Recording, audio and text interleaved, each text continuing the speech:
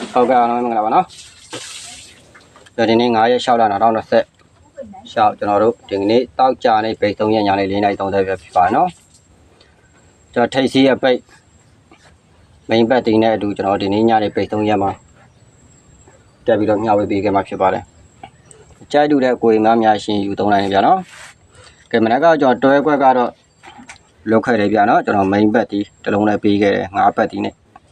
ရရှိခဲ့တယ်မနေ့ကတကွက်ကောင်းကျွန်တော်တို့ပရိတ်ရှုပ်ပြီး50နဲ့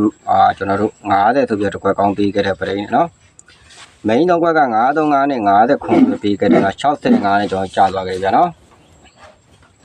ဒီနေ့ညနေမှာကျွန်တော်စီးတစ်လုံးကိုကျွန်တော်တို့အပိတ်တွဲခွက်လေးနဲ့တက်ပြီးတော့ထပ်ပြီးတော့မျှဝေပေးခဲ့မှာဖြစ်ပါတယ်အကြိုက်တူတဲ့ကိုယ်မများရှင်ထပ်ပြီးတော့ကျွန်တော်ယူသုံးလိုက်ဗျာနော်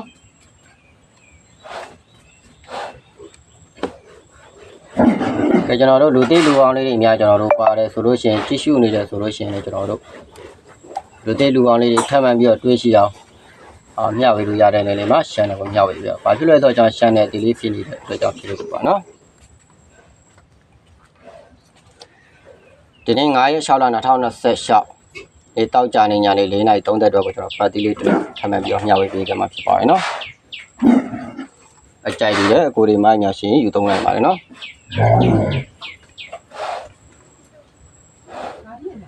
ကဲဒါဆိုကျွန်တော်တို့ပတ်တီးလေးတစ်လုံးထပ်မှန်ပြီးရှင်းပေးခဲ့ကြနော်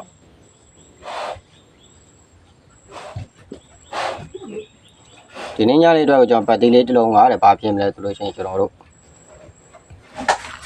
ဒီနေ့ညကျန်တာကကျွန်တော်တို့4လုံးကျန်နေပြန်နော်8ခု1တော့နော်8ခု1တော့ဒီနေ့ညနေမှာကျွန်တော်ပတ်တီးတစ်လုံးဘိန်းတွဲကွက်လေးတွေထပ်မှန်ပြီးရှင်းပေးခဲ့မှာဖြစ်ပါတယ်နော်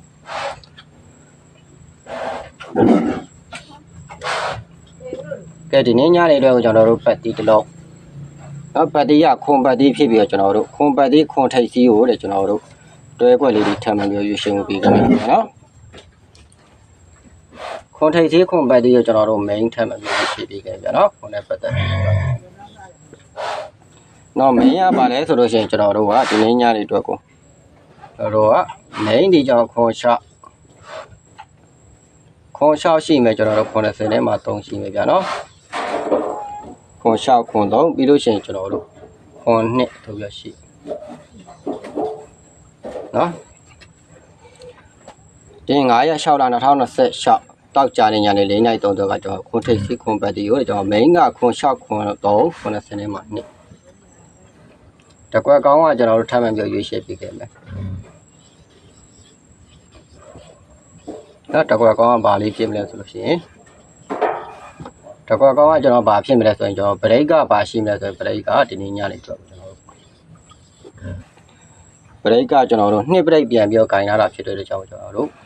break ဒီ2 break ဖြစ်တဲ့အတွက်ကြောင့်မလို့တကွက်ကောင်းနဲ့ဒီနေ့ညနေမှာကျွန်တော်85ပြီးတော့ဂိုင်းလာဖြစ်ပါတယ်နော်